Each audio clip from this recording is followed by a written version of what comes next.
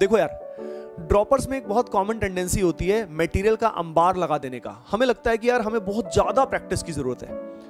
ये कॉमन गलतियां होती हैं ड्रॉपर्स की कि हम बहुत ज्यादा ही मटेरियल इकट्ठा कर लेते हैं। मैं आपको बता रहा हूं, the most important thing is practice enough करनी चाहिए। अगर आपकी कोचिंग का मटेरियल अच्छा है, if the coaching material is good, I think that would be more than enough. Plus साथ में अगर आप चैप्टर वाइज PYQ कर लेते हो, तो PYQ यार अब ये बताओ, NTA ने इतने सारे पेपर करा दिए, टेस्ट सीरीज की तरह वो पेपर है, ठीक है।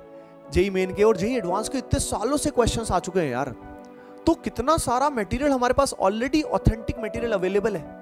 तो यार उसी को कर लिया जाए ना 8-9 महीने में बहुत है। आपको क्या लगता है यार, पूरा सिलेबस करना है, क्वेश्चंस की प्रैक्टिस भी करनी है, एडिशनल स्टफ करने का टाइम हमें नहीं मिलता। हमें टाइम मिलेगा 9 महीने के बाद, जब हम रिवीजन कर रहे होंगे, then we can have the extra stuff. कुछ अच्छी किताबों में से अच्छे क्वेश्चंस आपको सिलेक्टिव बताए जाएंगे। हम ATP स्टार कोटा में स्टूडेंट्स को बताते हैं, अच्छे अच्छे क्वेश्चंस के लिए अलग से क्वेश्चन बैंक भी देते हैं, लेकिन पहले उनको जो बुलजाई कंटेंट मिलता है वो पूरा करना पड़ता है, और वो अपने आप में ही सफिशिएंट होता है। तो अगर कोचिंग इंस्टीट्यूट आपका सही है तो that would be more than enough along with the chapter wise PYQ। क्योंकि सबसे इंपॉर्टेंट की जो रहती है ना, वो रहती है रिवीजन। स्टूडेंट गलती क्या करते हैं ना, स्टूडेंट एक कॉमन गलती करते हैं, ड्रॉपर से कॉमन गलती करते हैं कि बहुत सारा मटेरियल कर लेते हैं और रिवीजन नहीं कर पाते, तो आगे चलते जाते हैं और पुराना भूलते जाते हैं। अब ये बताओ, आगे चलते जाओगे और पुराना भूलते जाओगे तो क्या फायदा? कॉन्फिडेंस नहीं बढ़ेगा। कॉन्फिडेंस तभी बढ़ता है when you are able to retain what you have done. If you are not able to retain, you will lose the confidence. बात समझ में आ रही है आपको? तो कॉन्फिडेंस आपको रिटेन करने के लिए क्या करना है? आपको रिवीजन साथ साथ करना होगा, ठीक है। और रिवीजन करने के बाद प्रैक्टिस करो, ये करो। एक चीज बहुत इंपॉर्टेंट है, वो है मॉक टेस्ट। तो यार देखो, नॉर्मली कोचिंग्स में, जैसे हम लोग यहाँ पे कोटा में नॉर्मली क्विजेस भी लेते रहते हैं, और एवरी 2 to 3 वीक्स एक प्रॉपर टेस्ट भी होता है, CBT होता है, कंप्यूटर बेस्ड टेस्ट होता है। उससे स्टूडेंट्स को एक्चुअली रियल एनवायरनमेंट का अंदाजा लगता है। रियल एग्जाम, जैसे कुछ सेंटर्स हमने जो कोटा में लिए हैं, वो सेंटर्स ऐसे हैं जहां पे रियल एग्जाम भी होता है, वहीं पे जेई मेन भी होता है। जैसे एक परीक्षा डेस्क है यहाँ पे कोटा में, तो वो हम लेते हैं बहुत बार एज अ CBT कंडक्ट हम कराते हैं वहां पे, और वही एनवायरनमेंट आपको रियल में भी मिलता है। तो ये बताओ, अगर रियल एग्जाम से पहले ऐसे टेस्ट आप रेगुलरली दोगे तो आपका टेम्परामेंट बढ़ेगा ही ना। तो it's all about doing the relevant practice. अगर पूरे साल आप बढ़िया प्रैक्टिस करते हो, क्योंकि ये बताओ, सिर्फ थ्योरी से काम चलेगा क्या?